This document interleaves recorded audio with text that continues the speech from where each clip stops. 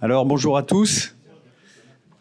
Déjà un immense merci à l'ensemble des personnes présentes et notamment les panélistes qui ont bien accepté cette invitation.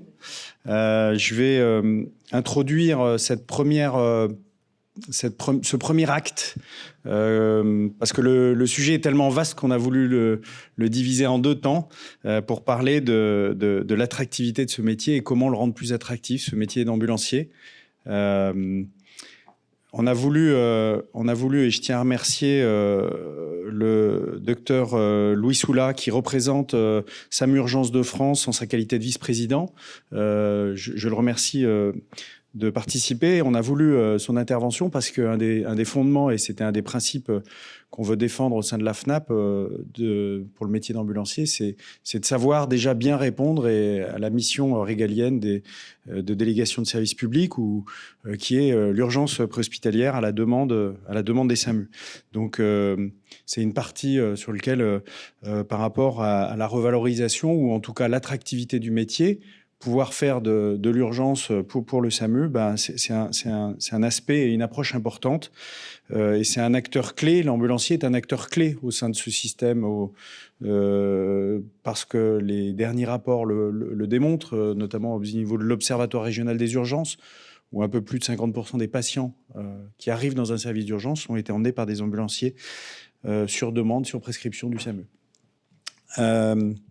Pour compléter les propos et aller un peu moins sur le métier au sens de l'exercice de soignant, on a bien évidemment pour tout de suite faire un parallèle à un sujet qui est hautement symbolique, parce que quand on parle d'attractivité à un certain temps, il faut parler aussi d'argent et donc de revalorisation financière. Or, comme vous le savez tous, nous sommes dans un système financier de financement qui est contraint et fixé et figé. 95%, 94% du revenu des ambulanciers est fixé par l'assurance maladie. Alors même si on peut les négocier, les négociations, comme ça a déjà été dit, sont toujours à la baisse. Parce qu'on coûte toujours trop cher, mais on ne se rend pas compte de l'ensemble des services qu'on fait. Et donc, nous aurons donc le plaisir d'avoir le cabinet ACD qui nous accompagne, avec la présence de Maître Boulet et de Madame Ruiz, pour nous expliquer quelles sont les possibilités sur la partie financière, économique, pour travailler sur cette attractivité. Et puis, quand on parle d'attractivité, on parle aussi du sujet de la responsabilité sociétale et des entreprises et de la bientraitance, de comment sont considérés nos collaborateurs dans un système qui globalement est en souffrance, qui doit prendre soin des malades. Et c'est pas forcément évident. Et pour ça, je tiens à remercier la présence de Morgane Marc, expert comptable de formation, mais aussi formée en RSE et référente en RSE, qui connaît visiblement bien le sujet et qui va certainement pouvoir nous éclairer et nous apporter dans la continuité un certain nombre d'éléments pour nous aider sur ce sujet. Et puis, bien évidemment, parce que le sujet n'a pas été abordé depuis le début de l'histoire du métier, officiellement, avec l'Agence nationale d'amélioration des conditions de travail. Et je tiens à remercier Isabelle Freudlip et Frédéric Mortini qui sont là, parce que c'est un acteur, cette agence importante, pour travailler entre les organisations salariales et patronales, pour monter des projets, pour vraiment, réellement, profondément, sincèrement, travailler sur les conditions de travail des ambulanciers et comment on peut améliorer leurs conditions de travail. C'est un sujet qui, dans l'histoire du transport sanitaire en France, au niveau des organisations syndicales, n'a jamais été abordé. Et c'est un projet qui est en cours, mais sur lequel je souhaiterais qu'on aille le plus loin possible. Et ça sera un projet à visée nationale et pas que locale. Et donc une implication de plusieurs entreprises, de plusieurs organisations salariales pour arriver à proposer des choses dans le cadre de la pratique et des collaborations entre l'ensemble des entreprises et de leurs collaborateurs. Donc, je vais en premier lieu laisser la parole au docteur Soula, et puis dans l'ordre des présentations, vous pourrez enchaîner. Et puis, bien évidemment, libre au débat et aux questions, aux échanges entre nous. C'est pas figé. Bien évidemment, on peut interagir avec la salle. Merci à tous pour votre présence. Bonjour. Bonjour à toutes et à tous et merci pour l'invitation. Et en fait, depuis que je suis arrivé, je me rends compte que la problématique du métier d'ambulancier, elle est la même. Ça marche? Oui, elle est la même partout. Parce que je viens de retrouver un ancien ambulancier qui était dans le département où j'étais, ma première vie, la plus longue vie, parce que j'ai fait 30 ans plutôt en province, en Berry, avant d'aller à Rennes. Et en fait, les problématiques sont assez comparables. Et j'ai été gêné par le titre. Vous m'avez demandé de parler de l'urgence hospitalière, du métier de l'ambulancier au cœur de l'urgence hospitalière. Je me suis permis de rajouter un pré. Et après, je me demande si aujourd'hui, il ne faudrait pas parler tout simplement au cœur de l'urgence. Mais bon, tout simplement et tout. Déjà, ce que je tiens à dire, c'est que quand j'ai vu le programme, j'ai un petit problème, ça passe pas. Comment? Sinon, vous le faites. Voilà, je dis qu'on a beaucoup de points communs quand j'ai vu le programme, parce qu'en fait, vous savez qu'actuellement, on parle beaucoup des difficultés des services d'urgence et on parle d'attractivité. Et depuis que je milite à SAMU Urgences de France, je pense que l'attractivité, elle dépend de notre qualité de vie au travail et puis bien sûr de notre cœur de métier. Alors votre cœur de métier, il est un petit peu différent, mais je pense qu'aujourd'hui, on évolue, puis on a un point commun, c'est la pénibilité, la PDS, parce que moi, j'avais un père qui était artisan boulanger et j'ai toujours été habitué à voir les gens travailler le week-end, la nuit, et on voit aujourd'hui, notamment après le Covid, que la qualité de vie au travail, elle est très impactée par la pénibilité, la permanence des soins, ce qu'on appelle la permanence des soins, et que ça, c'est vraiment un point commun, et c'est très bien que vous abordiez ce problème d'attractivité, parce qu'on sait qu'au sein des IFA, on recrute, mais pas assez, et que toutes vos sociétés sont en difficulté pour le recrutement. Mais les choses évoluent parce qu'aujourd'hui, on va en parler un petit peu, cette attractivité, le cœur de métier, bien, ça passe par une redéfinition des missions. Il y a eu un progrès énorme qui a été fait sur la formation initiale, qui évolue, qui peut maintenant se faire aussi en apprentissage. Et je pense qu'il faut insister, on le fera plus tard, sur la formation continue qui doit être importante et pour tous, notamment avec les arrivées des actes professionnels. Et puis, il y a quelque chose qui se joue actuellement, qui est essentiel avec, à travers les différentes réformes dont on va parler, c'est cette reconnaissance qui est légitime de votre profession au sein de l'ensemble des partenaires de l'aide médicale urgente. Et vous voyez très bien ce que j'essaye de percevoir à travers cette reconnaissance. Et puis, il faut bien qu'on entende aussi que notre système de santé, il évolue considérablement. Aujourd'hui, les besoins ont échangé. On parle du problème de la saturation des urgences, mais c'est pas que ça le problème. Il y a un problème de prise en charge des patients âgés, de l'adaptation des plateaux techniques, des services aux besoins de santé. Je fais un petit mot aussi parce que notre système, vous l'avez tous connu avec les SAMU Centre 15, avec cette loi de 86 qui rappelle la mission du SAMU principal, qui est de donner une réponse adaptée. Aujourd'hui, on va un peu plus loin avec la mise en place du service d'accès aux soins, dont on parle beaucoup pour désengorger les urgences, mais ça suffira pas. Le service d'accès aux soins, c'est vrai qu'il insiste sur une logique qui est très importante, c'est le principe d'une réponse adaptée à un besoin de santé d'un patient qui a été identifié par la régulation. Et à partir de là, notre mission à nous, SAMU, à laquelle vous êtes un acteur incontournable, c'est de pouvoir organiser un parcours de soins de ces patients au sein des filières de soins urgents organisées. On va en prendre plusieurs, celle de la prise en charge de l'infarctus, la prise en charge de l'AVC, et il y en a bien d'autres. Maintenant, il y a des filières qui se mettent en place pour la prise en charge de l'urgence psychiatrique, pour la prise en charge des gériatres. Et là-dessus, ça montre que la mission auquel vous participez n'est pas qu'une mission de transport. Notre objectif à nous, c'est le bon patient au bon endroit, au bon moment, Alors c'est bien sûr un vœu pieux, c'est pas toujours évident, hein. On connaît les disparités d'accès aux soins, mais c'est ça qui doit nous guider tous et qui doit, pour qu'on se comprenne bien, pour que la relation de confiance qui est indispensable entre SAMU et partenaires de l'AMU soit normale, eh bien, il faut entendre cette logique-là. Eh bien, oui, on va vous demander à un moment d'aller vers un autre site, même si on sait que ça vous immobilise plus longtemps. Et à nous de trouver les bonnes organisations pour que ces délais augmentés soient bien revalorisés. Donc, il y a une évolution des missions qui est incontournable, hein, parce que vous devenez maintenant un partenaire incontournable du SAMU-SAS. Hein. On dissocie trop souvent le SAS et le SAMU. Le SAS, ce n'est pas que la médecine générale et l'organisation des soins programmés. Le SAS, c'est une modalité de réponse. Vous êtes un acteur du soin. Ça aussi, c'est important dans le concept, parce qu'on parle beaucoup de secours. Moi, je considère qu'on fait des soins d'urgence, on ne fait pas que du secours. Et puis, donc, vous êtes un maillon de ce parcours de soins, notamment lorsque vous participez à la prise en charge d'un patient dans une filière. Merci pour... Je fais juste voir un petit schéma pour voir un petit peu comment on a évolué, nous, dans notre réflexion au niveau des SAMU-SAS. C'est que ça paraît peut-être un petit, mais vous êtes dans des filières incontournables, les transports sanitaires.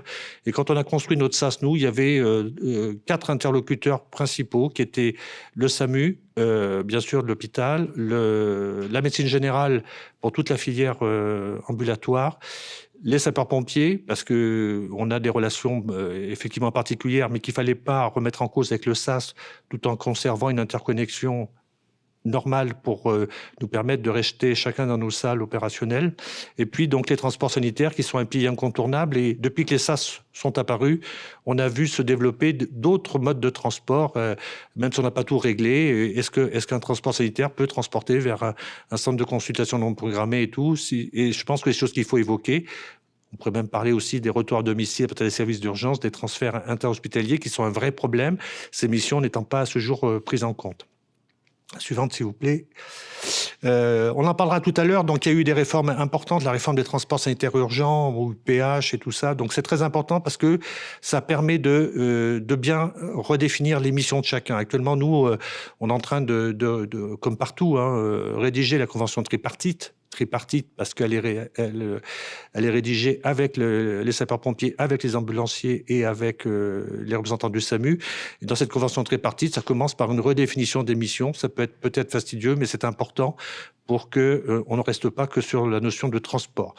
L'évolution de la formation initiale et continue, elle a été importante avec les IFA, qui est une formation allongée, et puis maintenant cette possibilité de formation en alternance, en apprentissage, et puis moi ce que je considère comme une réforme essentielle, capitale, qui sera difficile à mettre en place partout, c'est la possibilité que vous avez aujourd'hui de réaliser des actes de soins, des actes professionnels par les ambulanciers sur prescription médicale. Donc c'est des avancées qui sont pour moi notables et qui vont contribuer grandement à cette reconnaissance de ce métier au sein de l'ensemble des partenaires de l'AMU. Aujourd'hui, donc, on est impliqué, vous êtes impliqué dans le soin urgent. J'insiste sur les termes. Moi, c'est des choses qui sont très importantes pour bien insister sur le fait que vous participez aux soins, vous faites du soin à travers ces actes professionnels. Mais par contre, il faut qu'on arrive, et c'est un des progrès, au moins dans notre département, c'est la nécessité d'un maillage territorial. Hein. Trop longtemps, on s'appuyait sur la permanence des transports sanitaires, mission de service public aux heures de PDS, aux heures de permanence des soins. Et on a un peu délaissé la problématique ce qu'on appelle des soins non programmés aux heures ouvrables. Et aujourd'hui, à titre personnel, je trouve que la réforme des transports sanitaires urgents a permis de faire ce rééquilibrage pour avoir une homogénéité et surtout une réponse continue H24. Toutes ces évolutions, elles ont permis de montrer la complémentarité en nos services. Et pour finir, je voudrais parler de l'évolution des missions. On parle, et justement, c'est la discussion qu'on a actuellement, on parle de transport sanitaire. Les sapeurs-pompiers nous disent ce n'est pas notre mission, le transport sanitaire, oui, mais récemment, avec le président là-dessus de notre département, il faisait remarquer que c'était pas que du transport. Parce qu'aujourd'hui, à travers ce qui est possible avec les actes et tout, eh bien, on demande beaucoup plus de choses qu'un simple transport. En plus, tous les patients que vous prenez en charge ne sont pas forcément transportés. Et donc, il y a une redéfinition des missions de transport, la suite, s'il vous plaît, qui passe par encore qui passe par tout ce qui est évaluation clinique. C'est des choses qu'on reprend dans le sens de la formation, la réalisation des actes prescrits par la régulation, la transmission des informations de santé, qui est quelque chose qui est très important pour nous, c'est la qualité de la transformation, les bilans, c'est des choses qui sont très importantes. Et cette notion de suivi des interventions qui fait que vous ne faites pas que du transport. Et d'ailleurs, cette notion de transport, elle est souvent associée au terme de carence, qui est une soumission pour certains de nos partenaires. Mais ça passe aussi par une harmonisation des pratiques, et ça, c'est quelque chose qui est plus compliqué du fait de vos organisations. Et il faut tendre vers un niveau de formation homogène. Et alors ça, les ATSU, pour ça, peuvent nous aider pour mettre en place une formation initiale et continue et bien organiser nos systèmes de réponse ambulancière pour les transports sanitaires urgents en prenant en compte les spécificités de chaque établissement de santé et plateau technique. Et à partir de là, tout ça va contribuer à améliorer la relation de confiance aux différentes étapes de la prise en charge de nos patients. C'est quelque chose qui est indispensable. La suite, s'il vous plaît. Voilà, donc j'en parlerai tout à l'heure un petit peu. Là, ces référentiels de formation qui ont été mis en place, qui pour nous sont le garant d'une formation homogène et de qualité. On en parlera tout à l'heure. Vous pouvez avancer. Et cette relation de confiance, elle va se construire par rapport à ce que peuvent nous apporter, nous, les actes professionnels qui seront prescrits. Pourquoi c'est important, ces actes? Parce qu'ils vont nous permettre de compléter une prise en charge, de faire une meilleure évaluation, de décider vers quel plateau on doit orienter, mais toujours restant dans la notion de prescription et de nécessité de protocole en charge. Des nécessités de respecter les protocoles de prise en charge qu'on va mettre en place. Il y a un problème qui sera compliqué, c'est celui pour permettre la réalisation des actes où on utilise des médicaments, c'est le problème de la pharmacie à usage interne. Je ne sais pas comment vous allez le régler, mais voilà, c'est donc protocole, convention, voilà, donc c'est important. Et dans le cadre des formations, ce qu'on essaye de faire, nous, dans notre département, c'est de faire des formations complémentaires, parce que vous êtes particulièrement impliqués dans des filières très spécifiques. On a vu ça pour le Covid, où vous étiez en première ligne, la prise en charge de l'AVC qui nécessite un renouvellement, une mise à jour des formations pour une meilleure évaluation, parce qu'aujourd'hui, c'est à partir de vos bilans qu'on va décider si un patient il va vers un plateau une UNV qui fait que de la thrombolyse ou vers une UNV qui fait thrombolyse et thrombectomie, parce que il y a la notion de temps qui est importante. Et puis aujourd'hui, je pense qu'il est admis que vous participez à la gestion des situations sanitaires exceptionnelles. Je crois que c'est la dernière, je crois. Merci beaucoup. Ah oui, alors si, il y a quelque chose qui est très important, excusez-moi, c'est cette relation de confiance aussi, elle va s'appuyer sur les nouvelles technologies. On a aujourd'hui tous, vous participez à la mise en place des bilans dématérialisés, de la transmission des données en temps visuel, l'aide de la visio qui peut être utilisée, et un pas important dans la transmission des données de santé, ces histoires de bilans dématérialisés qui peuvent nous faire gagner du temps tout en optimisant la qualité de l'information, à condition bien sûr que ces bilans soient associés au dossier de régulation et orientés vers les services receveurs. Merci beaucoup. Je vais vous faire la transition parce que c'est pas simple. Passer de quelque chose de très technique, très médical. On vient de parler d'urgence neurovasculaire, thrombectomie, thrombolyse. Et là, on va parler de financier. Juste tous ces actes qui viennent, dont le docteur Soula vient de nous parler, c'est déjà une très belle chose pour les ambulanciers. C'est une belle avancée. Mais le côté un peu sombre de la chose, c'est que il y a aucun financement en face. Aucun financement. Et pourtant, on parle d'actes de soins pour des gens qui sont diplômés d'État. Et c'est pour ça que je vous parle de l'aspect financier, parce que vous allez nous parler de comment rendre plus attractif le métier à travers des modalités fiscales pour les dirigeants d'entreprise.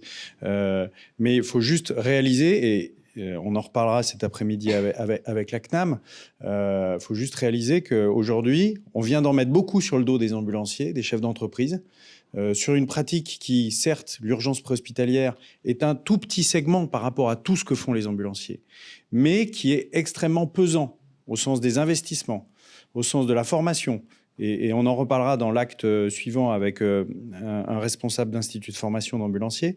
Mais il n'y a pas aujourd'hui, tout n'a pas été pensé, et une porte s'ouvre en 2024 sur la renégociation de notre convention assurance maladie.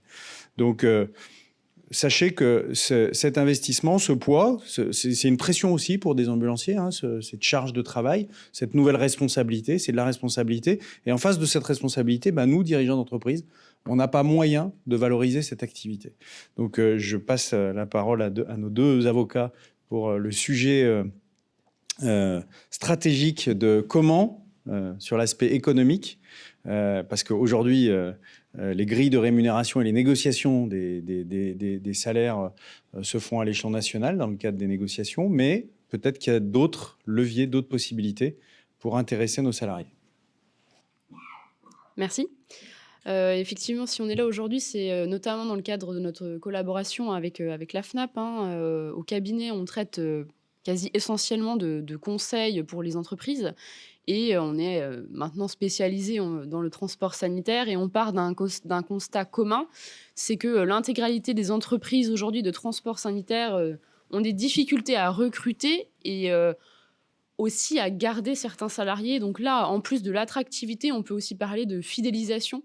Et quand on nous a proposé d'intervenir sur ce sujet, la principale attractivité aujourd'hui pour les salariés, c'est quand même le point de vue pécunier. Donc, on part d'un constat. Dans la convention collective, on a un salaire de base qui est renégocié de manière nationale. On a, si on est DEA ou pas, un salaire minima qui est quand même très très proche du SMIC. Donc, c'est pas ça qui va être très attractif. On a nos majorations pour ancienneté, nos majorations pour tâches complémentaires. Mais ça, c'est dans toutes les entreprises de transport sanitaire. Donc la question, c'est comment est-ce qu'on peut se démarquer? Alors, la première chose qui vient à l'esprit rapidement, c'est quand même d'augmenter les salaires bruts ou potentiellement de verser des primes exceptionnelles de temps en temps quand on est satisfait d'un salarié. Le problème de ces deux principales solutions qui, a priori, viennent en premier à l'esprit, c'est qu'elles sont toutes les deux soumises à cotisation sociale et qu'elles sont imposables. Donc pour le salarié, c'est bien, mais c'est pas ce qu'il y a de mieux. Et surtout, quand on augmente le salaire brut d'un salarié, c'est pour une durée indéterminée.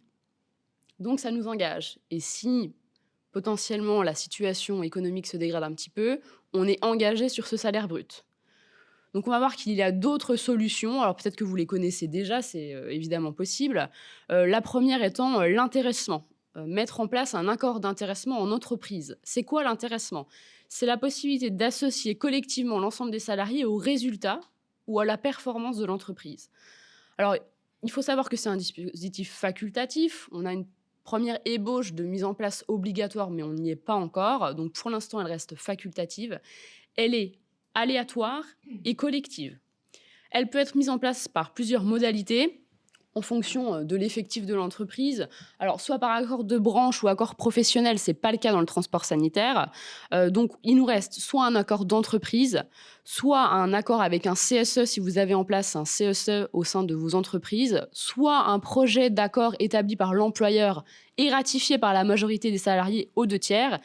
Et dans certains cas, on peut aussi passer par DUE, donc vraiment décision unilatérale de l'employeur pour la mettre en place dans l'entreprise.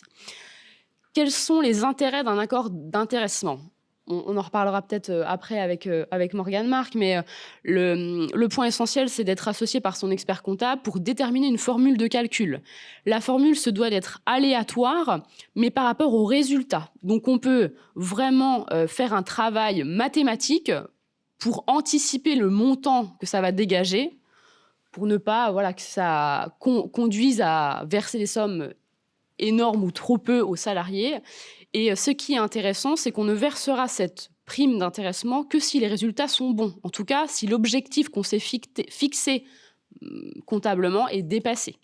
Ce qui veut aussi dire que sur une année, ça peut être versé, et sur l'année d'après, si les chiffres sont moins bons, ce ne sera pas versé. Donc on n'est pas engagé sur toute la durée de l'accord, si l'accord est d'une durée de 3 ans, par exemple. Ce qui est intéressant de savoir, c'est qu'on peut moduler ce montant qui est versé au titre de l'intéressement. Donc, on peut convenir, par exemple, que tous les salariés auront la même somme, mais on peut aussi, par exemple, moduler en fonction du temps de présence sur l'année. Donc, si on a eu des salariés qui ont été absents de manière injustifiée, le montant sera réduit. Donc ça récompense les salariés qui ont participé à 100% au bon résultat de l'entreprise sur l'année considérée. Donc il y a une déduction fiscale pour l'entreprise. D'un point de vue salarié, ce qui est intéressant, c'est que alors, la somme récupérée au titre de l'intéressement, elle est soumise à l'impôt sur le revenu, sauf, on le verra après, si on le soumet à un PEE, un plan d'épargne salariale d'entreprise. Un second dispositif intéressant. Et d'un point de vue social, c'est la même chose. On a une exonération des cotisations sociales si les 3 conditions suivantes sont réunies. Donc, il faut bien que le caractère du dispositif soit collectif, donc qui concerne l'intégralité des salariés.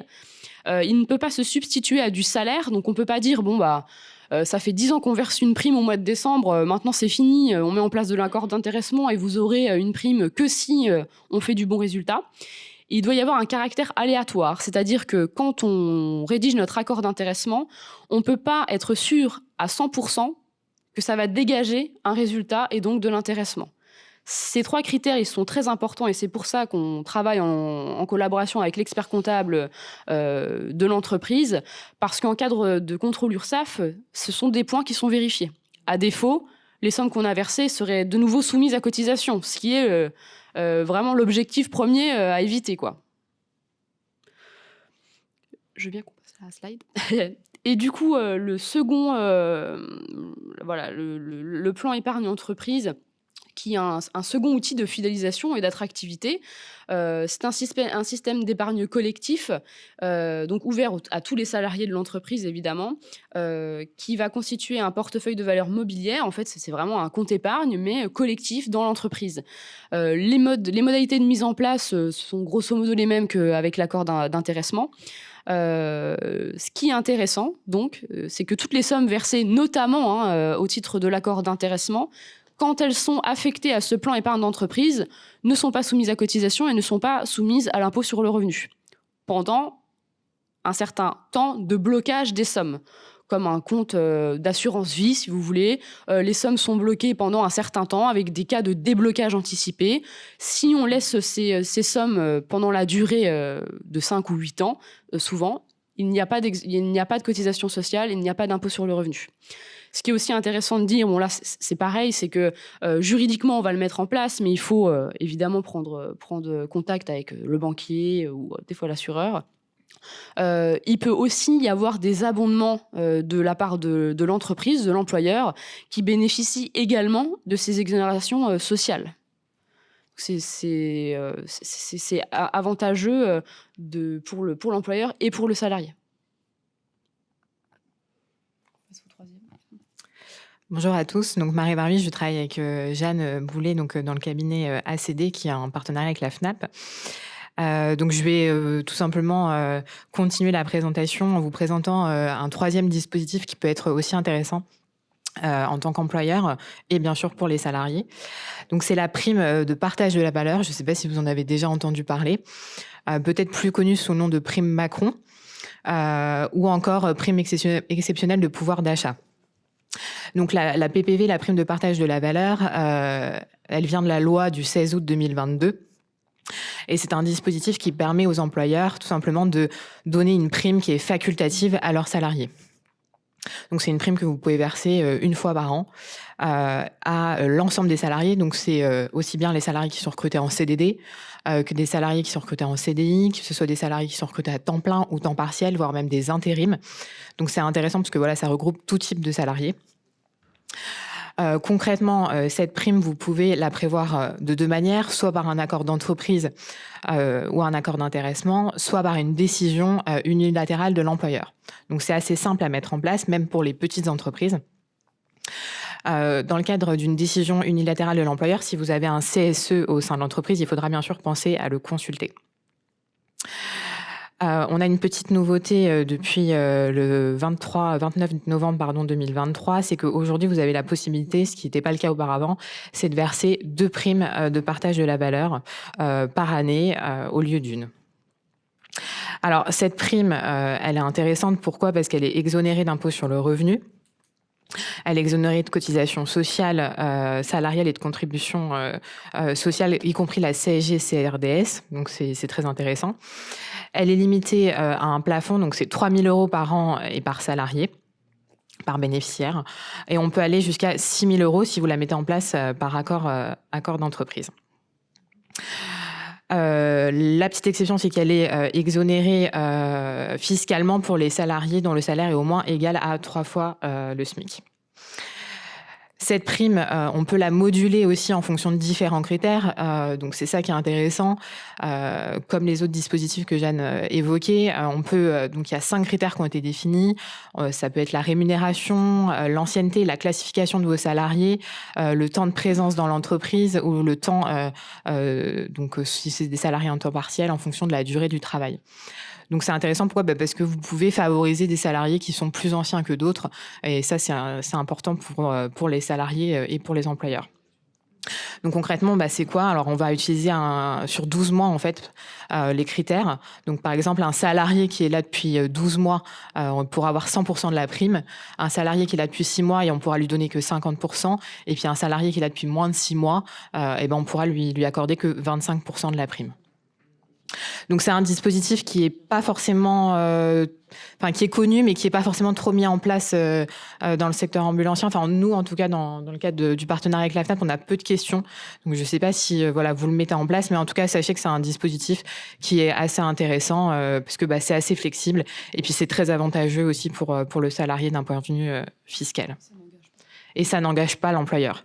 Donc, vous pouvez le faire une fois et puis après, c'est terminé, quoi.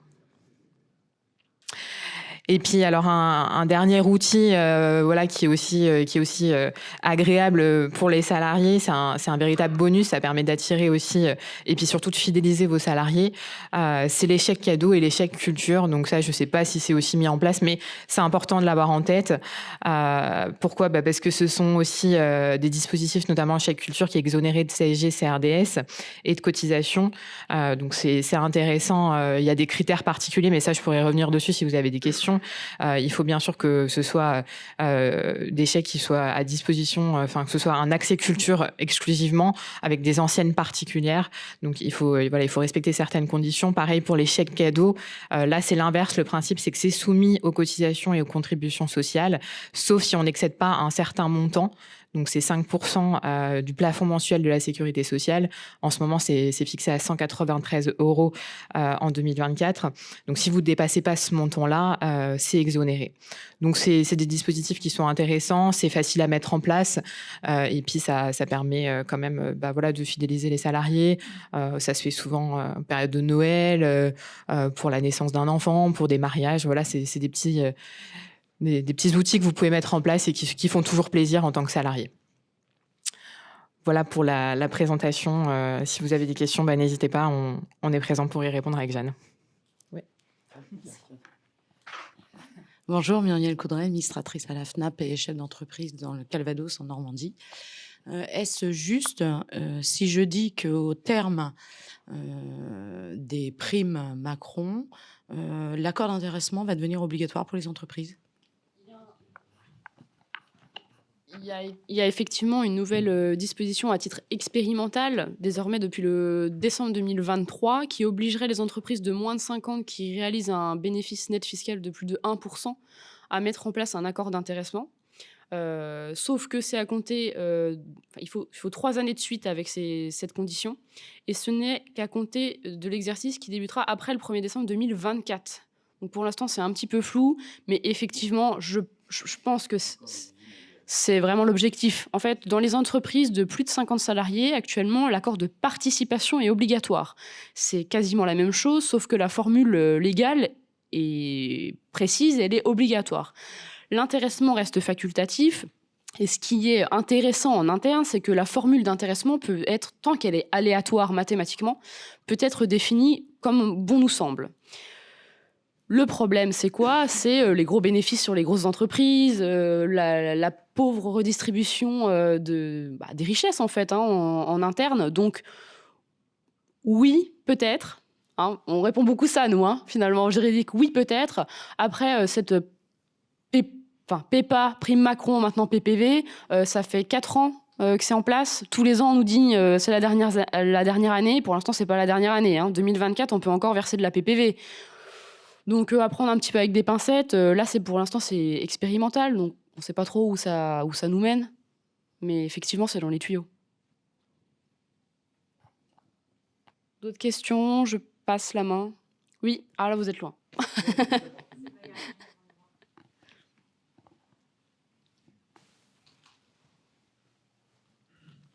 Merci beaucoup. Moi, j'ai juste une petite réflexion. Alors, moi, je suis beaucoup plus terre à terre. Je suis salariée. Les ambulanciers sont financés à plus de 90% par la sécurité sociale. La sécurité sociale, ça provient des cotisations. Donc, en fait, je me dis que en 10 ans, il y a eu plus de 43 milliards d'euros d'exonération de cotisations. C'est autant d'argent qui ne va pas à la sécurité sociale et qui ne permet pas, à l'heure actuelle, d'augmenter les tarifs du coût des ambulances. C'est aussi ça la réalité. Quand on sait que le trou de la sécurité sociale est de 8,8 milliards en 2023 et que ça va monter à 11,4 milliards en 2024 et que le CAC 40, donc aucun patron ambulancier est dans le CAC 40, mais se sont versés près de 97 milliards d'euros l'année dernière, moi, je me pose des questions en fait sur ce que vous dites. Et je vais être beaucoup plus terre à terre. L'attractivité, ça reste beaucoup plus simple. C'est qu'à l'heure actuelle, il y a encore des entreprises qui payent à 90% du temps de travail, des entreprises qui payent à 80% du temps de travail, que les pauses, ça cristallise les entreprises, ces histoires de pauses. Et la seconde problématique, c'est les horaires de travail. C'est comment avoir un planning, comment essayer de respecter ce planning. Et c'est ça qui est compliqué, en fait. Parce qu'on est tributaire du coût du patient, des rendez-vous, des urgences. Et c'est extrêmement compliqué. Mais c'est comment est-ce que le salarié peut se retrouver. Et c'est ça, fidéliser. Je pense que vous pourrez mettre ça en place si le salarié n'arrive pas à se retrouver dans sa vie personnelle et professionnelle. Il y aura toujours un problème d'attractivité. Alors, ça va être compliqué de répondre, mais je peux déjà vous dire qu'on a fait une table ronde hier. On a fait une table ronde hier avec 5 députés et un sénateur, que des sujets sur si on pouvait régler aussi facilement les sujets de transfert de budget à l'échelon national comme vous le proposez, je pense que ça serait déjà fait. On a fait des demandes. Ça va pas se régler du jour au lendemain, mais je pense qu'il faut juste rappeler que le transport sanitaire, sur le budget global de l'assurance maladie, c'est pas grand-chose. On parle de 2%. Voilà. Donc, et sur les presque 6 milliards qui sont dépensés pour le transport sanitaire, il y en a presque 2,5 qui sont dépensés pour le taxi. Donc, et Claude veut rajouter quelque chose.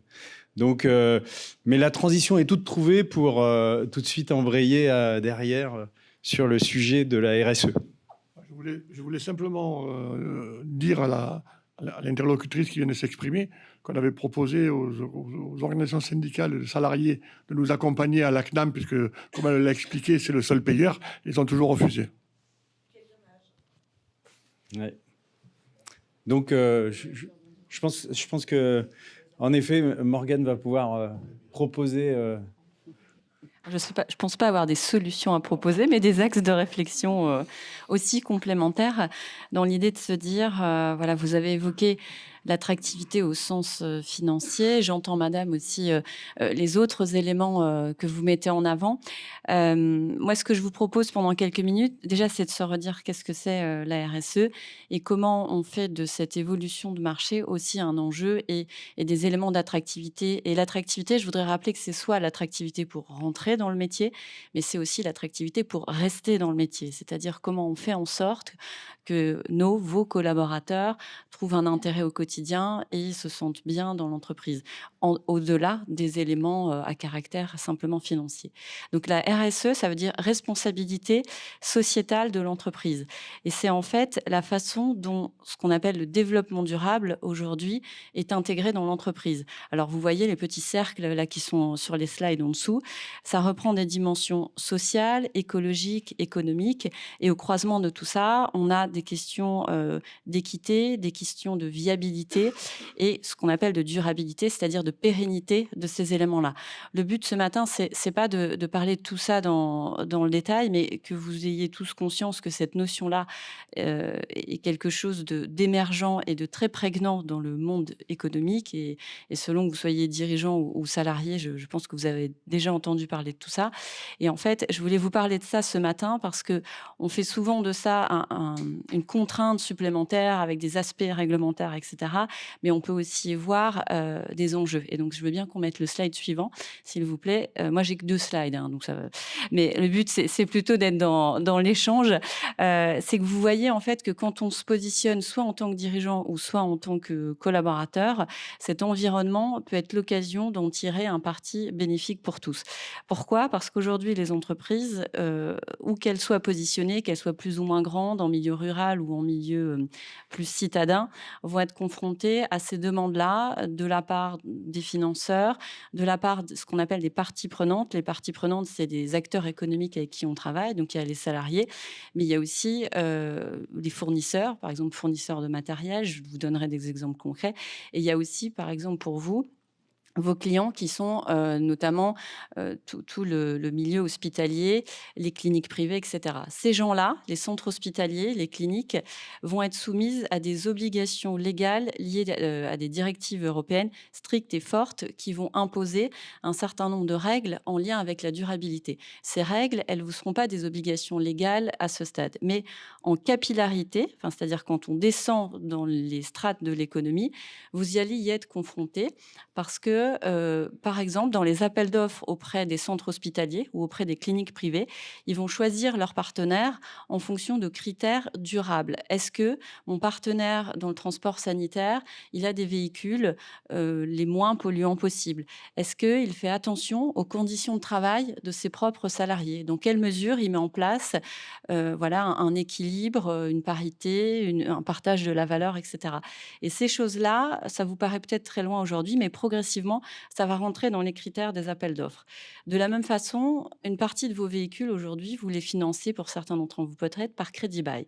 Il faut savoir que les crédits bailleurs qui vous financent vos véhicules, eux-mêmes, sont souvent des filiales d'établissements de crédit, donc d'établissements bancaires. Ces établissements bancaires sont eux-mêmes soumis à ces règles de durabilité. Et donc là encore, par capillarité, les financements de vos véhicules en crédit bail vont être encadrés par des règles de type, les véhicules que j'utilise sont durables, ont des performances en termes d'impact gaz à effet de serre et tout ça les mieux possibles.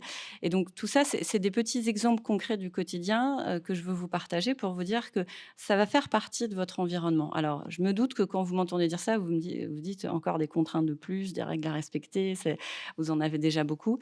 Et en fait, il faut aussi avoir conscience que les générations qui arrivent sur le marché aujourd'hui sont très sensibles à ces sujets-là et vont être dans l'attente que leurs dirigeants soient finalement sensibles aussi à ces choses-là. Donc, pour en revenir maintenant à l'attractivité dans vos métiers, les axes de durabilité peuvent être des critères supplémentaires d'attractivité. C'est-à-dire comment je fais en sorte que mon entreprise de transport sanitaire, d'ambulance, soit respectueuse de ces choses-là, répondre à ces attentes en termes de véhicules que j'utilise, de conditions de travail pour mes collaborateurs, parce que RSE, il y a une partie environnement, mais il y a une partie sociétale très forte.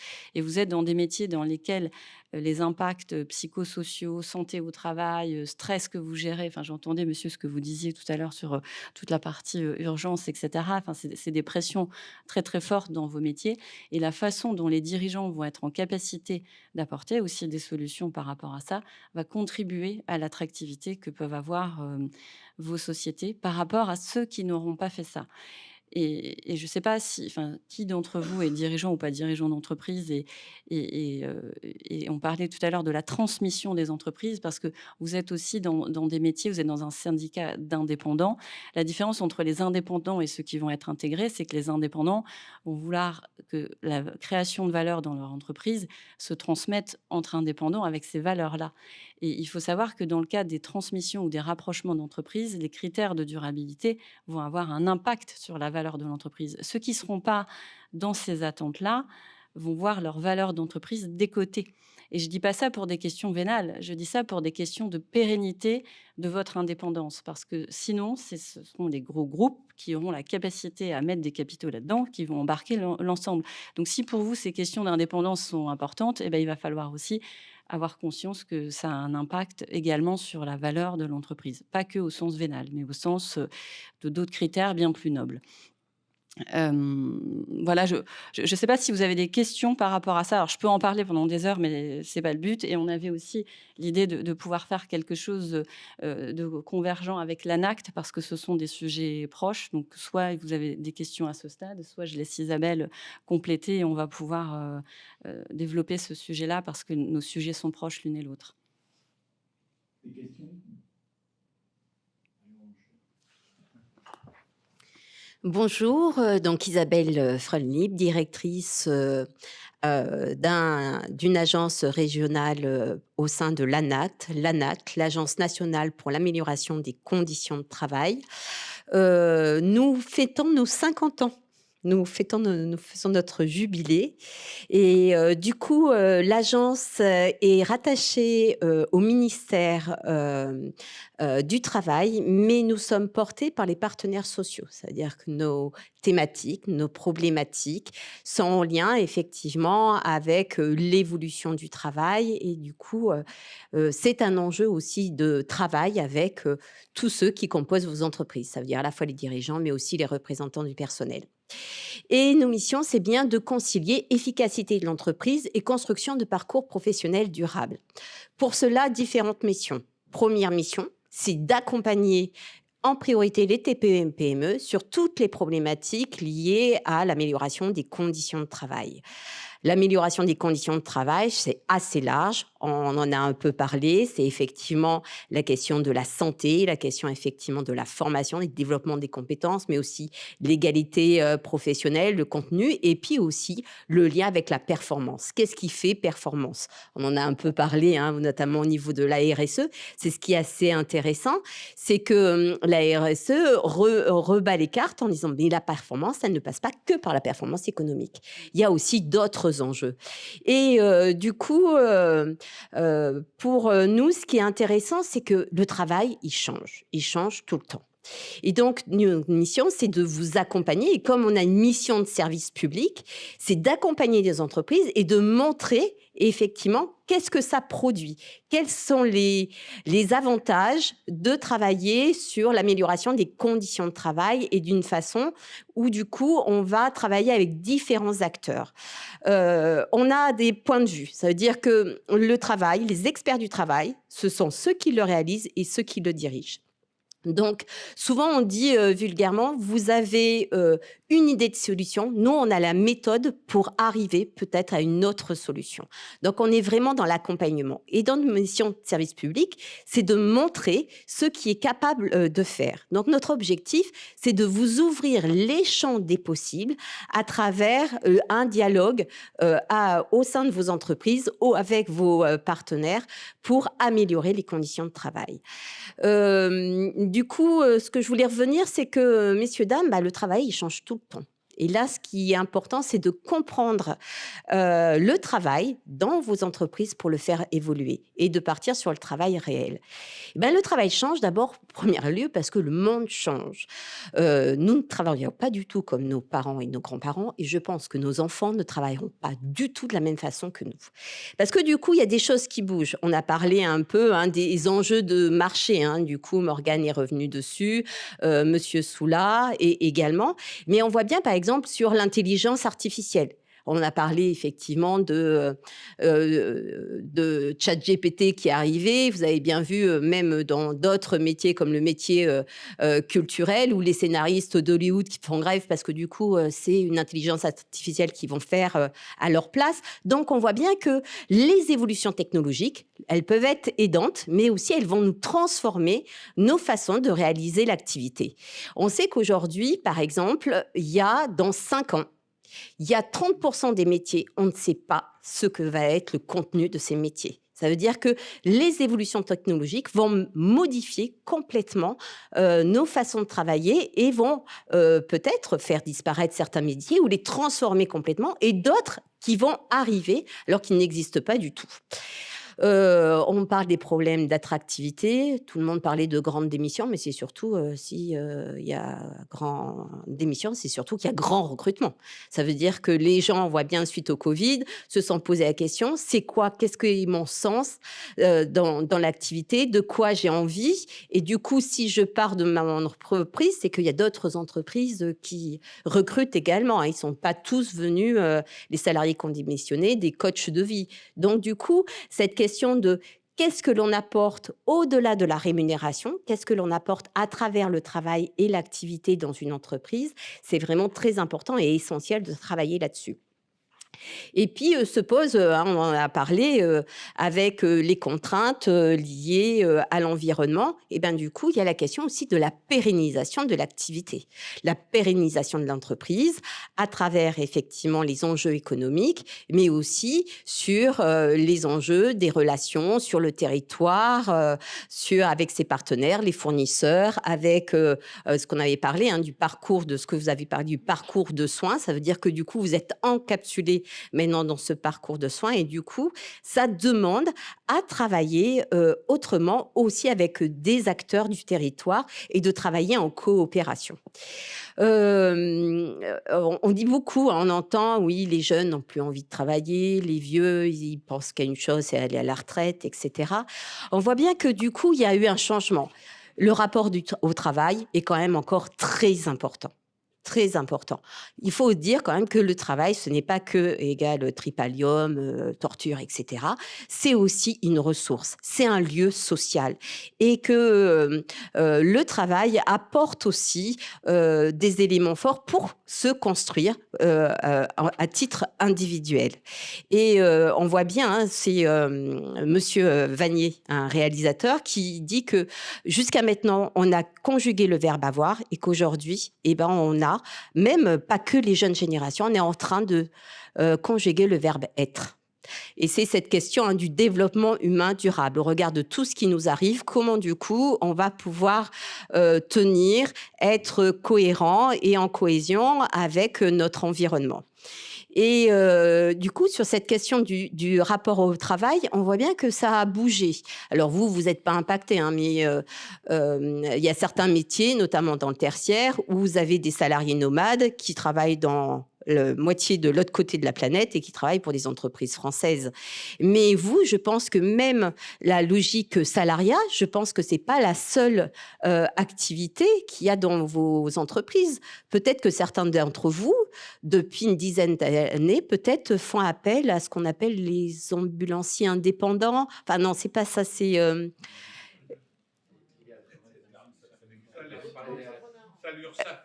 Voilà, les auto-entrepreneurs, etc. Où du coup, il y a et ça se voit aussi même dans les métiers de pénurie, comme l'hôtellerie-restauration, où il y a des salariés qui vendent leur force de travail, mais en logique de prestation. En disant, non, moi, j'ai pas envie d'être salarié, ça me fait plus envie. Moi, j'ai envie d'être à mon compte. Donc, ça a d'autres effets, etc. Bon, on pourra revenir là-dessus. Mais on voit bien que c'est le modèle classique que l'on avait dans le contrat social de travail est aussi en train d'évoluer par rapport à ça. Donc, du coup, il faut prendre aussi tous ces éléments en compte. Et puis, il y a le vieillissement de la population. Il y a eu la réforme de la retraite. Et comment tenir au travail le plus longtemps possible, dans les meilleures conditions, surtout quand on a fait des métiers qui sont pénibles, difficiles. Et quand on parle de pénibilité, je reviendrai dessus, il y a différents enjeux par rapport à ça.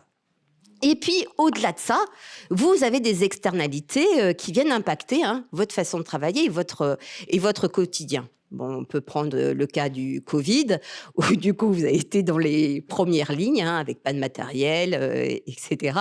Et ce qui est très drôle, quand on parle avec certains de vos salariés ou certains, vous, dirigeants, c'est que même suite au Covid, même vos bénéficiaires, vos usagers ne prennent pas conscience des fois que vous faites partie de ce parcours de soins. Ils sortent de l'hôpital, ils rentrent dans votre ambulance. Le premier truc qu'ils font, qu'est-ce qu'ils font? Ils enlèvent leur masque. Alors, vous avez vos collaborateurs ou vous qui disent « Ah non, mais C'est pas possible là. Ah non, mais là, passer 2 heures, c'est rien là, c'est pas grave. Ben si, il y a moi, salarié. Du coup, il y a cette question aussi de la relation avec le patient qui est quand même énorme et importante. On a parlé du contexte géopolitique, on va pas y revenir, mais du coup, ça a augmenté quand même le coût de l'énergie et ça questionne la pérennisation de l'entreprise.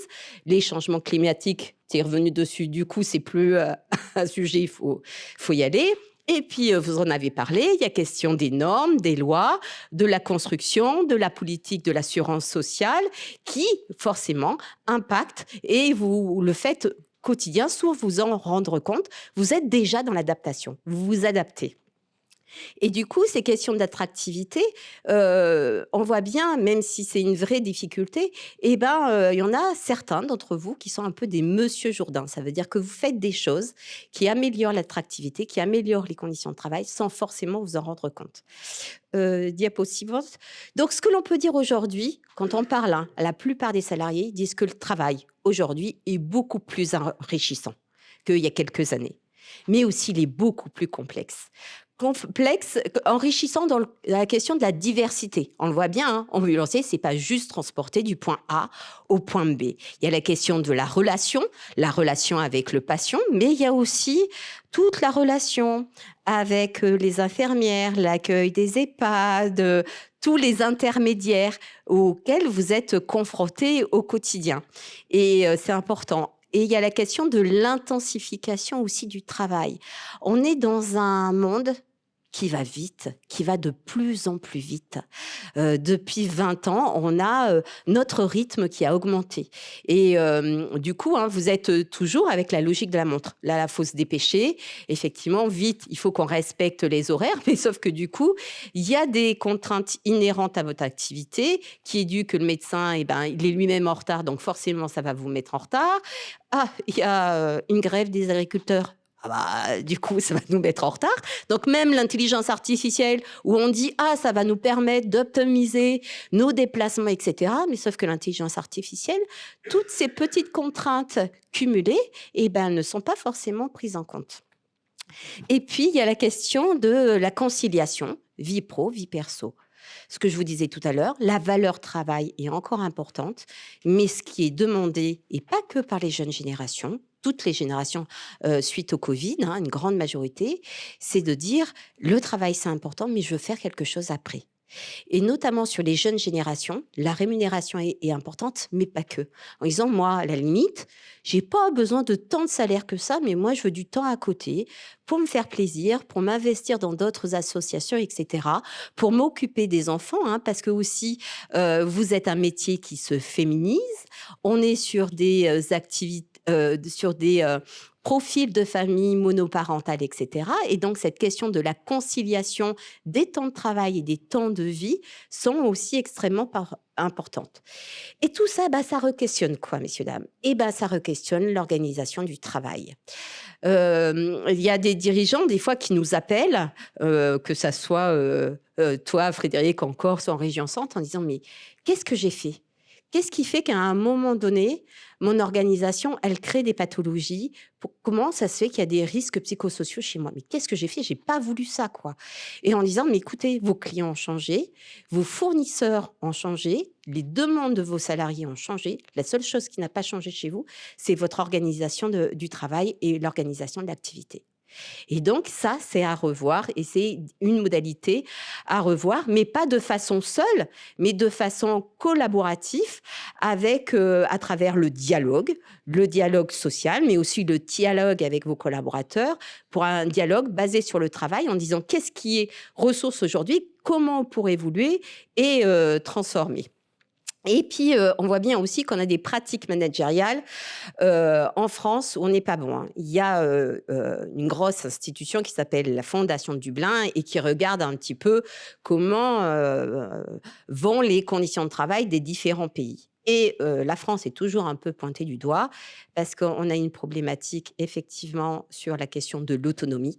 Très peu d'autonomie, de marge de manœuvre pour les collaborateurs et des lignes hiérarchiques très structuré, très organisé et un management qui est trop peut-être sur la logique du contrôle, de la vérification, et pas forcément dans l'accompagnement et la régulation de l'activité. Et puis, la question de la construction des parcours professionnels durables. Qu'est-ce qu'on entend par ça? Ça veut dire qu'on commence à travailler et puis on voit bien qu'aujourd'hui, les parcours sont plus linéaires. On peut commencer comme aide-soignante, on peut passer par ambulancier, après on peut faire formateur et puis hop, on aime bien faire de la cuisine. Et ben, on décide de monter son petit salon de thé. Ça veut dire qu'on est aussi sur des parcours, on n'a pas arrêté de dire, hein, pendant ces 20 dernières années où il y avait des grosses structurations d'entreprises en disant « vous ne serez plus jamais toute votre vie sur le même métier ». Ben, du coup, c'est intégré. Et on voit bien dans les jeunes générations, ils disent ben, « j'ai envie de faire ça ».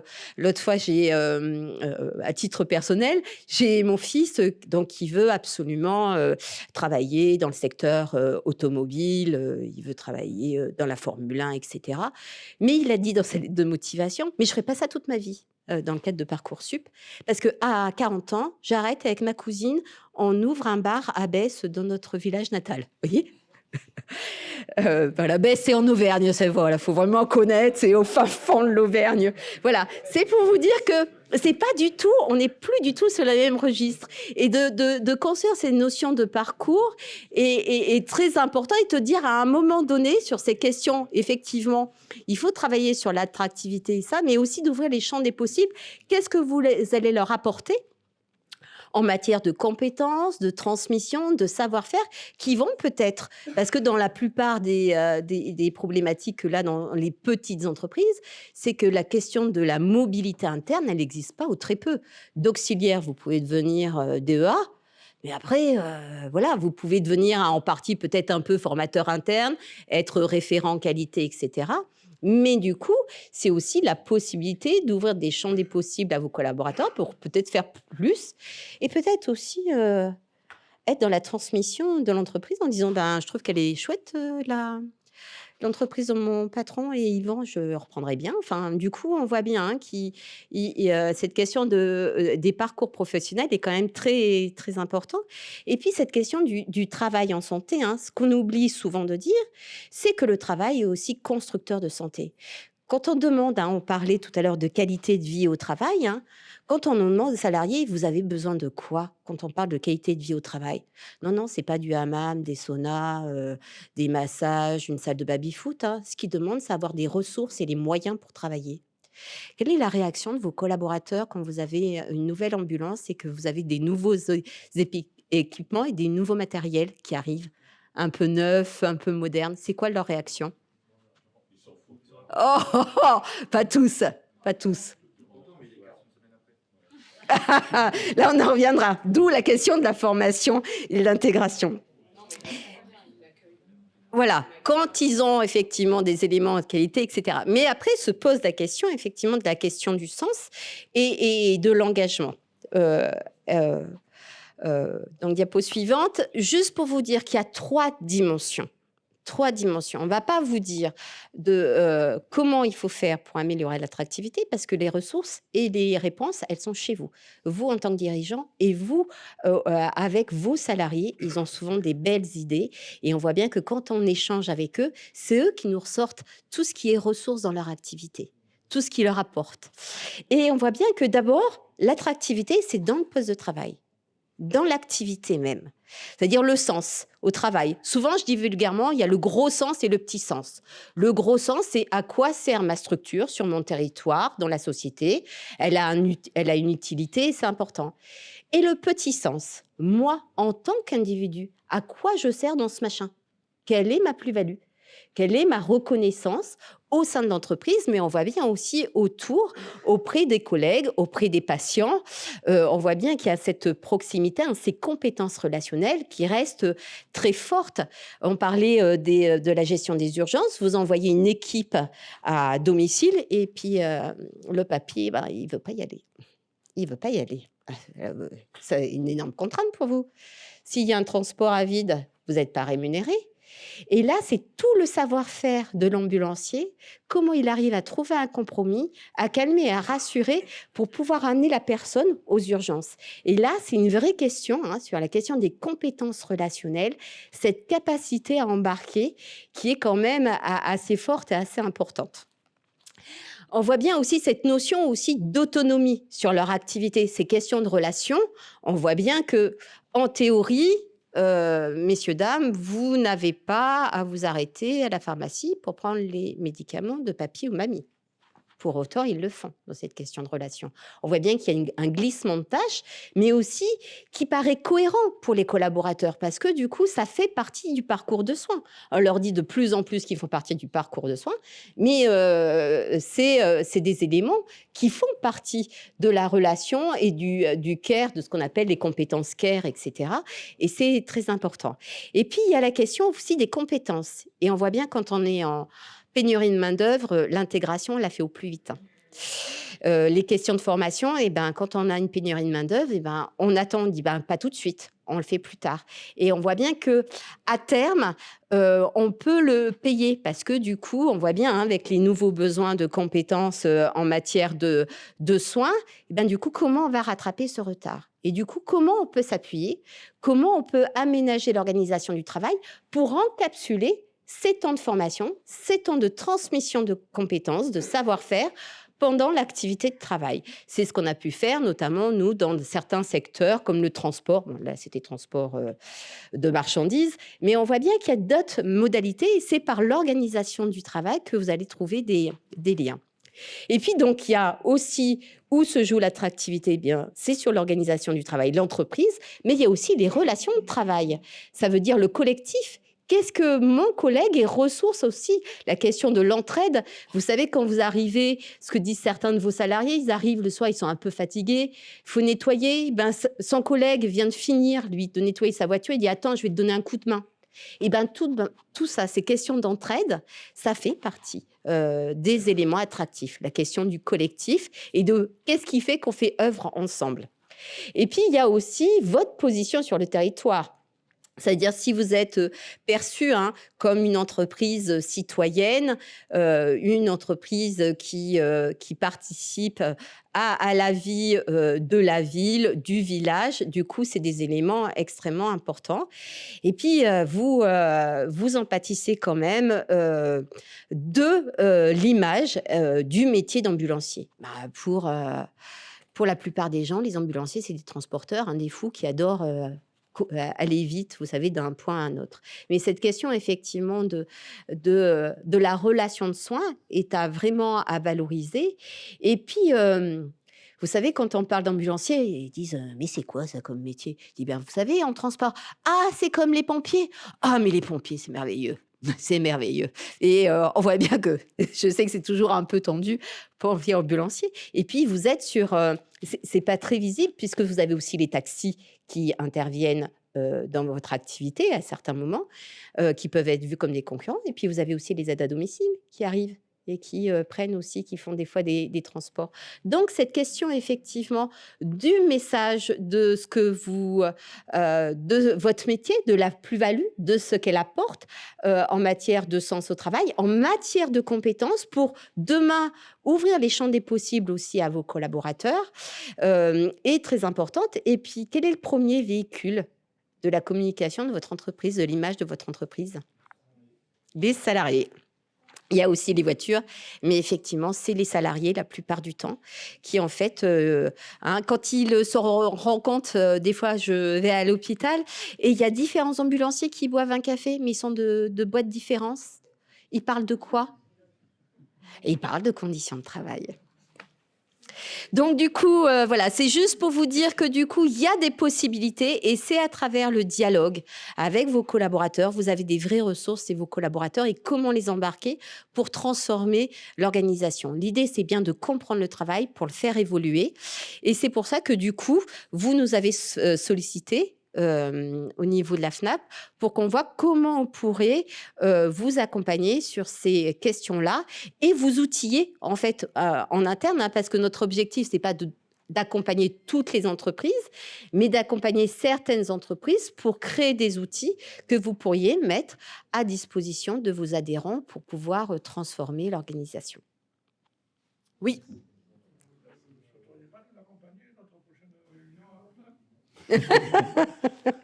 Non, mais c'est exactement sur quoi je voulais rebondir. On est une partie d'un tout. Et je voulais faire le parallèle. Je voyais que le docteur Soula prenait des photos. Ça veut dire qu'il a appris des choses ou qu'il veut utiliser des choses. Et j'avais presque envie de lui poser la question parce que vous dites, et c'est intéressant, vous parlez des organisations. Il faut influer sur les organisations. Et nous, on est une partie d'un tout et une toute petite partie au bout d'une chaîne. Des fois au début de la chaîne, mais quand même connecté avec... par exemple, dans le cadre de l'urgence préhospitalière, connecté avec cette fameuse convention tripartite. Est-ce que ça serait trop compliqué d'imaginer que ce qu'on vient de se dire sur la responsabilité, la RSE, pourrait presque être une annexe de la convention tripartite? Pourquoi je parle de ça? Parce que c'est le plus bel exemple de la tension qui existe, parce que convention tripartite, c'est le SAMU, les pompiers, les ambulanciers et leur organisation. Là, on est sur l'exemple de l'urgence préhospitalière. Et c'est la partie la plus saillante, la plus compliquée à gérer. C'est comment est-ce qu'on va se répartir l'organisation, comment on va faire pour que tout ne soit pas à charge des ambulanciers, comme la matrice le propose au jour d'aujourd'hui. Donc, il faudrait rajouter cette bientraitance des structures hospitalières qui elles-mêmes sont en souffrance. On est une partie d'un tout, et quand vous dites il faut qu'on change et qu'on révise nos organisations pour bien traiter nos collaborateurs, les structures hospitalières qui nous prescrivent, elles-mêmes sont dans des difficultés, elles annulent, elles remodifient les commandes, les patients, et avec des clients qui sont des patients qui eux-mêmes ne sont pas forcément dans un état de stabilité et une évolution. Du coup, et qui ont des exigences. Donc, aussi, ils peuvent être grognons. Si par exemple vous arrivez en retard, la relation avec le patient, enfin du coup il est un des acteurs aussi, et cet acteur-là est à embarquer aussi, parce que quand il y a possibilité d'avoir un VSL mais qui doit payer 35%, là, on devient des souffres-douleurs. Non, mais c'est du coup, ça fait comme ce que tu disais sur la RSE, ça fait partie d'une des parties prenantes. Et s'il y a à travailler là-dessus, il faut aussi à un moment les embarquer aussi. Alors, du coup, c'est à réfléchir, mais... C'est un travail colossal. Mais non, chemin. Alors, ce que je leur dis sur les démarches, c'est qu'il faut faire la stratégie des petits pas, tout doucement, mais sûrement. Vous avez effleuré, c'est la sous-valorisation des ambulanciers par leurs pairs. Il y a beaucoup de tensions dans les hôpitaux actuellement. On demande aux ambulanciers en permanence de faire des tâches qui ne sont pas les leurs. On les traite souvent comme des larbins. Je m'excuse du terme, mais c'est la réalité. On leur parle comme à des chiens. La première phase, quand un ambulancier, quand il arrive à l'hôpital, c'est pas bonjour, c'est attendez. Comment on peut faire pour valoriser l'image de l'ambulancier? Le pompier sur un piédestal, l'ambulancier et le brancardier de l'hôpital. Quels sont nos moyens pour améliorer cette image, mais surtout auprès de nos pairs, parce que les patients, eux le savent. Mais les infirmières, les secrétaires, les aides-soignantes, les directeurs d'hôpitaux, certains directeurs de SAMU, j'en suis désolé, nous traitent comme leurs chiens. Et les traitent à eux surtout, parce que nous, encore, on peut répondre. Mais les salariés, eux, ils sont face à des murs. Il va falloir qu'on Quels sont nos moyens pour influer sur ça? Et moi, j'en ai pas. Il y a quelqu'un qui veut répondre là-bas. Que vous soyez fonctionnaire ou pas, madame. Excusez-moi, je pense que le travail peut-être primaire commence par les écoles et par les IFA. Qui dépendent de je suis représentant d'un IFA. On envoie nos étudiants en stage dans les structures hospitalières et on essaye de faire changer cette mentalité. C'est-à-dire que les soignants découvrent le milieu. Bonjour. Donc on envoie nos étudiants, nous, dans les instituts, on les envoie dans les services d'urgence, dans les services de PMR. Et ce travail commence par là. Quelle est la reconnaissance de l'aide-soignante? Parce qu'il faut arrêter, les ambulanciers aussi ont des a priori sur les aides-soignantes, sur les cadres. Et quels sont les a priori des soignants sur les ambulanciers? On a sur le secteur, donc nous on est sur le sud de l'Oise, on a un très très bon retour Parce qu'on se rend compte que les ambulanciers ont une partie à part. Les gens, avant le stage, les gens les assimilent à des brancardiers, effectivement, à des faire-valoir. Après le stage, on arrive à avoir quelque chose de correct. Et je pense que ce travail se fait au niveau des IFA. Vous parliez tout à l'heure de la reconnaissance. Nos étudiants, nous, viennent parfois avec le biais de l'apprentissage avec des entreprises. Parfois, sont en cursus classique, donc viennent pour 6 mois de formation. Ils ne sont pas forcément en demande de salaire, mais de reconnaissance déjà de la part de leurs pairs. Et quand des étudiants arrivent avec des connaissances théoriques et pratiques, avec des différents dispositifs, et que dans les entreprises, ils ne peuvent pas le mettre en pratique parce qu'on lui dit « écoute, Thio, ça fait 30 ans qu'on fait comme ça, tu ne vas pas m'apprendre mon métier », je pense que là, on a déjà un problème en interne. Et avant d'aller voir ce qui se passe sur les autres, peut-être qu'il faudrait voir dans les entreprises.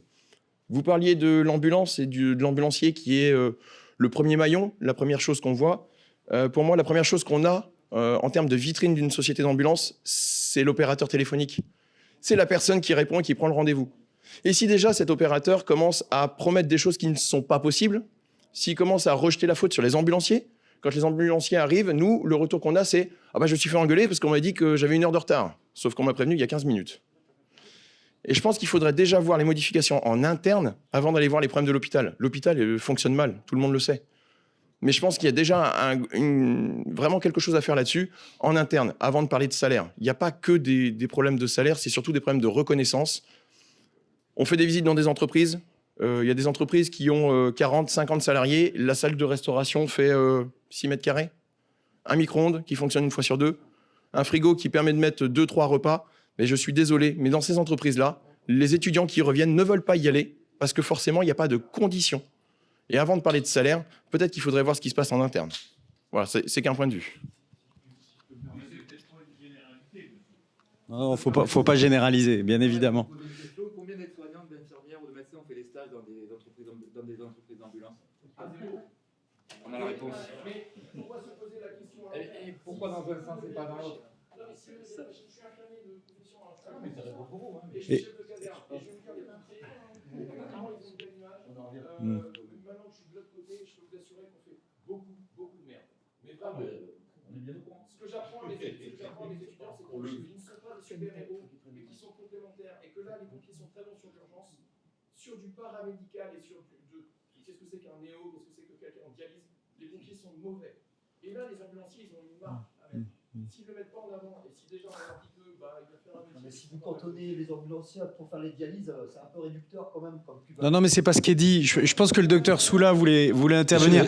Je pense que ce qui se dit là, c'est vachement intéressant. Oui, j'ai pris des photos parce que on est confronté à les problématiques que vous avez en entreprise. Et je pense qu'aujourd'hui, j'ai beaucoup aimé le concept de durabilité pour nos métiers, parce que c'est ça notre problème. Le problème, il est l'attractivité, mais il faut déjà commencer par faire ce que vous faites en IFA, parce que moi aussi, j'interviens en IFA, mais ce qu'on fait là aujourd'hui.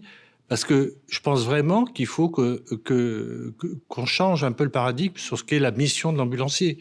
Parce qu'avant de dire on fait de la merde ou pas, du brancardage ou pas, la mission, comme je l'ai dit tout à l'heure, c'est beaucoup plus qu'un simple transport. Donc ça me semble un peu capital. Je pense qu'on a évolué. On a évolué. Et quand je voulais citer un exemple concret. Quand aujourd'hui, moi, après, ça fait 35 ans que je fais de la médecine d'urgence et que dans une convention, on écrit qu'on peut faire des transferts de patients entre un VSAV et une ambulance parce que pour rendre opérationnel un VSAB, il y a des choses évoluent quand même. Et moi, je crois plus du tout, je suis tout à fait d'accord avec vous. Aujourd'hui, il y a une complémentarité, et plus que ça, il y a un parallélisme qui se met entre l'activité des pompiers et des ambulanciers à travers les nouvelles formations, à travers notamment les actes professionnels, parce que on les a mis sur le même niveau, pied d'égalité à peu près. Donc ça, c'est, à mon avis, c'est ce qu'il faut qu'on joue, sauf que les organisations font que ce sera beaucoup plus facile pour les pompiers de mettre en place des actes ambulanciers que de notre côté. Si par exemple on parle de la pharmacie usage interne pour les actes pour approvisionner en médicaments, ça sera beaucoup plus complexe parce que nos systèmes, nos organisations. Après, là où je suis gêné parce que ce que j'ai entendu là sur l'utilisation qu'on fait de vous pour les admissions, pour les délais d'attente, je suis un petit peu gêné parce que c'est vrai que Autant nous, SAMU, on intervient au niveau des CODAMUPS, au niveau des réunions des sous-comités de transport sur l'organisation, sur vos sollicitations directes pour les missions. Mais c'est vrai que tout ce qui tourne autour du transport en consultation et tout ça, on nous dit souvent, et parce que pour vous, c'est très intriqué. Si vous attendez pour déposer un patient, vous allez être moins disponible, ça va générer des carences. Donc ça, je l'entends. Et c'est vrai que ça, on a du mal à un petit peu améliorer tout ça. Donc c'est hyper complexe, nos organisations. Mais déjà, le fait que chacun connaisse les organisations de chacun, c'est très enrichissant. J'ai pas la réponse à toute la question, mais pour rendre durable, mais moi, ce qui me désole, effectivement, c'est que quand on voit les formations qu'on fait en IFA, alors pour les CEFARM, je vous précise maintenant que les armes sont envoyées en stage dans les entreprises de transport sanitaire. C'est tout récent et je trouve ça effectivement très positif. Mais pour ces formations, ce qui est très ennuyeux et la réalité du jour, c'est que beaucoup abandonnent très tôt les formations.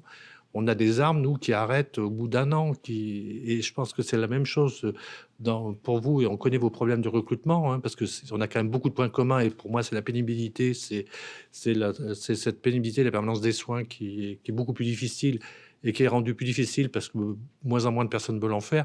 On a beaucoup de points communs là-dessus à évoluer, pour évoluer un petit peu. Mais ça va être compliqué, parce que on ne reviendra pas comme avant le Covid, ça c'est sûr, mais par contre, ce que j'ai appris aujourd'hui, sur le fait qu'il y avait de l'intéressement qui était possible pour les collaborateurs, alors moi j'avais une petite question à poser, est-ce que c'est aussi facile pour le rendre, pour mettre en place cet intéressement, c'est quelle que soit la taille de l'entreprise ou c'est... Ouais, parce que ça me semble important aussi, parce que vous êtes des fois concurrentiel en fonction de la taille d'entreprise, mais là, ce qui est dit aujourd'hui, c'est plutôt rassurant, je trouve, parce qu'on a une problématique commune et c'est vrai que on est d'accord sur une chose, le parcours de soins, la relation avec le patient, et que c'est un peu comme pour nous au 15. Vous savez, quand les gens ils appellent le 15, qu'il y a un délai pour répondre et tout ça, c'est toujours le SAMU qui a pas fait son boulot, quel que soit le moyen qu'on envoie. Vous savez, on est souvent... on a ce point-là aussi un petit peu en commun. Comme vous êtes en contact avec le patient qui n'est pas content parce qu'il attend 2 heures. Et moi, lundi, j'ai passé un examen un peu long. J'ai attendu 2 heures aussi. Donc, je voyais bien vos collègues là, qui amenaient des patients qui étaient bloqués parce qu'il y avait eu une merde sur le planning. Voilà. Peut-être pour illustrer du coup ce qu'on disait, la nécessité, on a bien dit, la question du collectif, de la coopération dans l'entreprise, mais aussi la question de la coopération sur les territoires. Donc, je vous ai dit, je suis de la région centre, au fin fond du Berry, il y avait une vraie problématique de formation et de tension en matière de recrutement entre des aides à domicile et les EHPAD. Et du coup, à se dire, bon, c'est pas le même métier, etc. Et ben, on a travaillé avec certains salariés d'EHPAD et certains métiers d'aide à domicile pour voir les complémentarités par rapport à leur travail et qu'est-ce qu'elles pouvaient s'apporter. Ça a commencé par un « vis mon travail ». Pendant une journée, elles allaient voir le travail de l'autre et de voir effectivement à des moments comment la coopération a pu se faire. Comme les aides à domicile, ils ont des vraies difficultés pour avoir des lieux de formation. Donc, elles ont pu aller se faire former dans les EHPAD. Enfin, du coup, la directrice de l'EHPAD a mis à disposition tout le matériel qu'elle avait, etc. Donc, je reste persuadée que l'innovation passe par la coopération des différents acteurs et sur les territoires et avec ceux qui veulent y aller. C'est ça aussi l'innovation, c'est que c'est la FNAP qui a envie effectivement de faire des choses sur son territoire et d'arriver à mettre en place des choses, des partenariats. Et ce qu'on disait, c'est une stratégie de petits pas. Il faut tester. Et puis, comme quand on teste, des fois, il y a des erreurs. Je vois par exemple sur un établissement, des salariés voulaient... en fait, réduire le nombre de jours travaillés. C'était là aussi dans un EHPAD en disant non, mais on peut faire des jours à 12 heures et c'est les organisations syndicales qui avaient proposé ça. En disant, nous, on préférait avoir plus de temps libre et faire des plus grosses journées. Et donc, la direction a dit, OK, on teste. Donc, ils ont revu les plannings, etc. Au bout de 4 mois, les salariés, les représentants salariés sont revenus en disant non, mais en fait, c'est pas possible pour nous. On va pas y arriver par rapport à la pénibilité, la charge psychique, etc. Et il y a d'autres EHPAD où ça a été mis en place et ça a très bien marché. Donc la question du territoire aussi, est-ce qu'on est dans un milieu urbain, dans un milieu rural, par rapport aux attentes de vos salariés? Donc on ne peut pas vous dire, tiens, c'est cette organisation du travail qu'il faut mettre en place. Non, parce qu'il y a différents enjeux, vos configurations ne sont pas les mêmes, vos salariés ne sont pas les mêmes, donc on ne peut pas faire du copier-coller. Oui, je me permets de rajouter un point après tous les échanges que j'ai entendus dans la salle. Lorsqu'on a composé cette conférence avec Bruno, je lui ai dit, il est très important, Bruno, que une personne vienne échanger sur la RSE. Alors la RSE, quand on parle de RSE, je pense que on voit souvent environnement, écologie, transition, etc. Mais dans le mot RSE, il y a responsabilité. Et je pense qu'il est important, dans tout ce que j'ai entendu, que chaque individu prenne la mesure de sa responsabilité, la responsabilité qu'il incarne au cœur de son métier, dans la liaison avec les autres partenaires, qu'ils soient infirmiers, ambulanciers. Vie ma vie, comme vous l'avez dit, docteur, vie ma vie, c'est aussi prendre en considération l'autre. Et donc, peut-être que si tous, on faisait un effort de communication sincère et véritable aussi, la communication, mais de la vraie communication, pas de la communication polluante ou déresponsabilisante, je pense que la RSE aujourd'hui, c'est le cœur de l'évolution de tous les chapitres qu'on a mis sur la table autour de la conférence aujourd'hui. Et c'est un moyen de coopération. Ça impose de questionner la coopération. Il y aura toujours du consensus. Et il faudra toujours améliorer les choses petit pas par petit pas. En tout cas, ça n'a pas été dit depuis le début de cette réunion, de cette table ronde, mais on a déjà déglacé une situation qui était dramatique depuis des années en organisant pour la première fois un congrès des ambulanciers au sein de Secours Expo qui existe depuis 2015. On a donc décidé de décloisonner des organisations et des modes de pensée. On a eu cette audace-là. Donc je pense que la démarche qui est en train de se faire de communication, de collaboration, de bien comprendre les contraintes intra-hospitalières et des médecins régulateurs du SAMU et de nos ambulanciers et des dirigeants d'entreprises d'ambulance avec nos contraintes financières qui sont très fortes, nos contraintes sociales. L'ensemble des normes font que aujourd'hui, on est plutôt dans une dynamique qui n'est pas forcément très constructive. Et il faut qu'on sorte de ça, et c'est ça qu'on veut initier avec l'ANACT. Donc, il nous reste quelques minutes avant de clôturer. Est-ce que dans la salle, il y a encore des questions, ou est-ce que dans les panélistes, il y a d'autres prises de parole souhaitées? Louis, non? Il y a 2 questions. Ah, pardon, 2 questions. Hop, j'arrive. Tiens, donne-moi le petit micro. Je vais laisser celui-là là.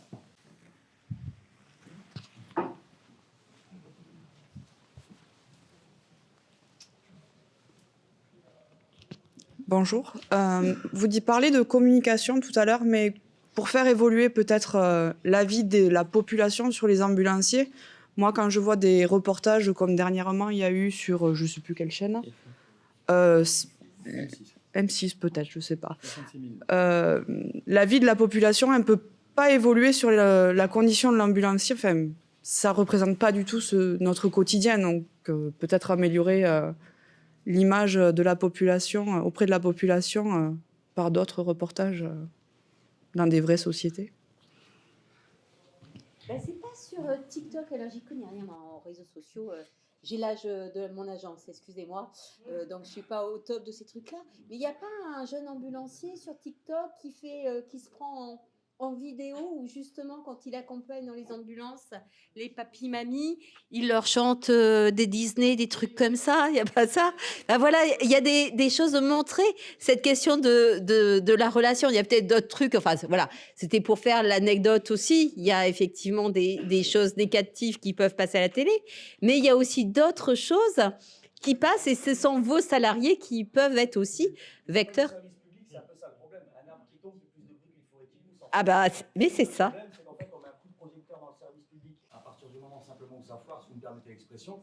TikTok, ça reste que du privé. Donc si l'individu a fait son propre public via ça, c'est OK. Mais le service public ne reconnaît pas parce que simplement, entre autres, c'est du conditionnement. À la télévision, depuis petit, ce que les gamins veulent, c'est un camion rouge de pompiers. Vous comprenez ce que je veux dire? Donc le projecteur il est plus mis sur certains que sur d'autres. Et c'est vraiment dommage parce que pour le coup, en termes de service à la population, en termes d'urgence préhospitalière et compagnie, on est quand même sur le terrain au quotidien. Donc ça, c'est un peu triste. Image, éthique et déontologie, c'est des mots qui ont été abordés, et plus que des mots, parce qu'on a des engagements de députés et de sénateurs sur les tables rondes. Donc, ce n'est pas des sujets qui restent sans action de notre part. On veut bien évidemment redorer ce blason. On est là pour initier des organisations, comme on est en train de le faire, sur l'attractivité, sur l'image du métier. Et vous en faites partie, vous êtes là, vous êtes acteur. Donc, merci. Si en termes de communication, on ne met pas le paquet, ce sera jamais évident pour nous. Il faut un minimum pour vendre un produit, même si on n'est pas un produit, que ce soit en bien ou en mauvais, il faut en parler, certes, mais ce serait bien que parfois aussi sur le service public, on parle de nous de manière positive. En fait. Attends, moi, je voulais juste compléter, parce qu'après, ça va être trop tard dans le fil de la discussion. Je voulais vous partager un retour d'expérience qui est peut-être intéressant à aller explorer, parce que parfois, il est bon de regarder des métiers qui n'ont rien à voir, mais qui pourtant croisent des problématiques. Peut-être certains d'entre vous sont familiers avec le métier de la propreté. La propreté a longtemps vécu un déficit d'image très, très fort. Et donc, moi qui suis dans mon métier d'expert comptable des groupes importants et des petits acteurs aussi, donc vraiment très disparates, ces gens-là ont engagé une démarche très très forte de reconnaissance de leur métier au sens large vis-à-vis de la population et vis-à-vis des acteurs avec lesquels ils travaillaient.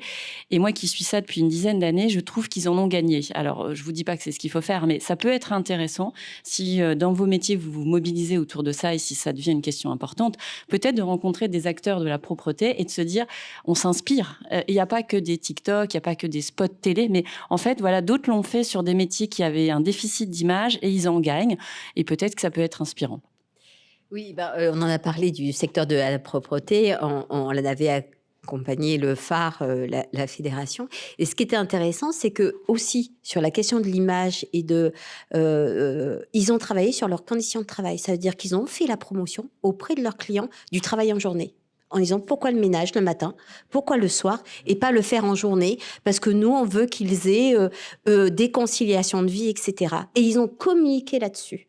Donc, ça peut être aussi intéressant, mais on en reparlera. Merci.